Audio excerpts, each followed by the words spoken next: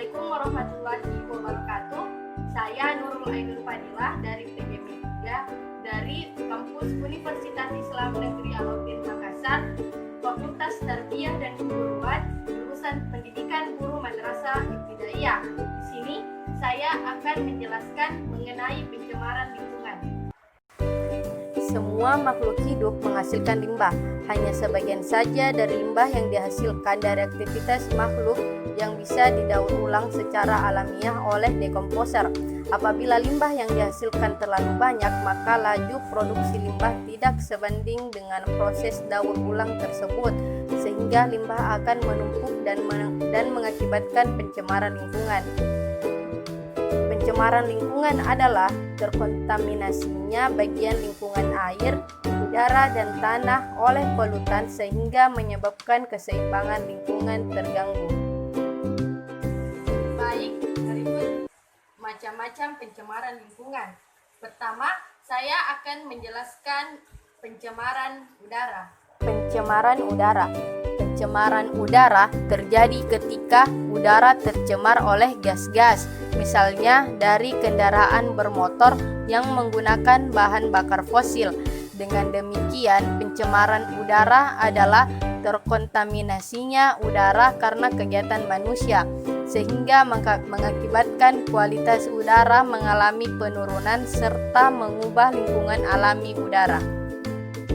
Nah, yang kedua, pencemaran air. Pencemaran air adalah masuknya atau dimasukkannya makhluk hidup, zat, energi, dan komponen lain ke dalam air oleh kegiatan manusia sehingga kualitas air turun sampai ke tingkat tertentu yang menyebabkan air tidak berfungsi lagi sesuai dengan peruntukannya.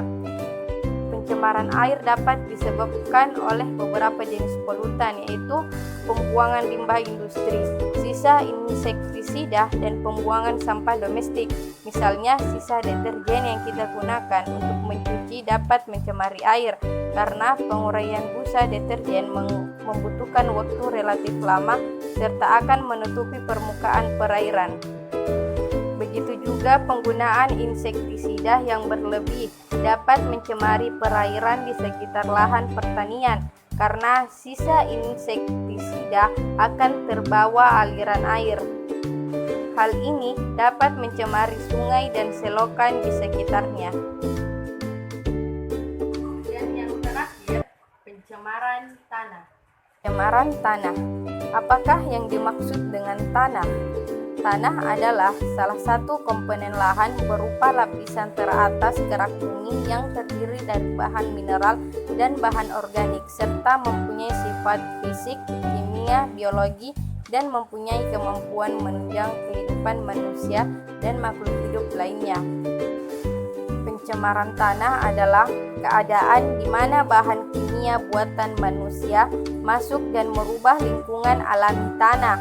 Pencemaran tanah dapat disebabkan oleh beberapa jenis polutan, yaitu limbah domestik, limbah industri, dan limbah pertanian. Itulah tadi penjelasan mengenai macam-macam pencemaran lingkungan. Dan yang terakhir, saya akan menjelaskan mengenai cara penanggulangan limbah yang menimbulkan pencemaran lingkungan.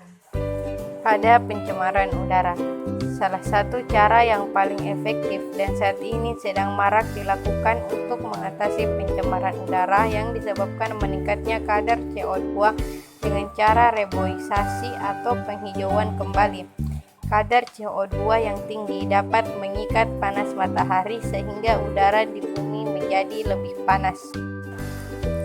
Pada pencemaran air, salah satu langkah konkret dan mudah dilaksanakan untuk menangani pencemaran perairan adalah melalui sistem biologis dengan cara menebar eceng gondok yang disebut teknik inkognito atau pulau apung buatan. Pada pencemaran tanah, salah satu cara yang efektif untuk menanggulangan limbah domestik yang berupa limbah padat terlebih dahulu harus ditanamkan kesadaran pada masing-masing individu untuk terlibat di dalamnya. Misalnya dengan memisahkan limbah padat yang bisa diuraikan oleh mikroorganisme dan limbah padat yang tidak dapat diuraikan oleh mikroorganisme. Itulah tadi materi-materi mengenai pencemaran lingkungan. Berikut adalah kaitannya dalam Al-Quran dan hadis. Ajaran Islam menurut para ulama NU melarang umatnya membuat kerusakan di muka bumi. Hal itu sesuai dengan firman Allah Subhanahu wa taala dalam surah Al-A'raf ayat 56. Rasulullah Shallallahu Alaihi Wasallam juga mengingatkan umatnya agar tidak melakukan pencemaran dan kerusakan di muka bumi. Nabi Shallallahu Alaihi Wasallam bersabda, "Terlaknat orang yang melakukan kerusakan terhadap sesama Muslim ataupun lainnya." Sikap Rasulullah yang melaknat pelaku kerusakan lingkungan merupakan bukti bahwa Islam cinta kelestarian alam. Itulah tadi penjelasan mengenai pencemaran lingkungan. Kurang lebihnya mohon dimaafkan. Wassalamualaikum warahmatullahi wabarakatuh.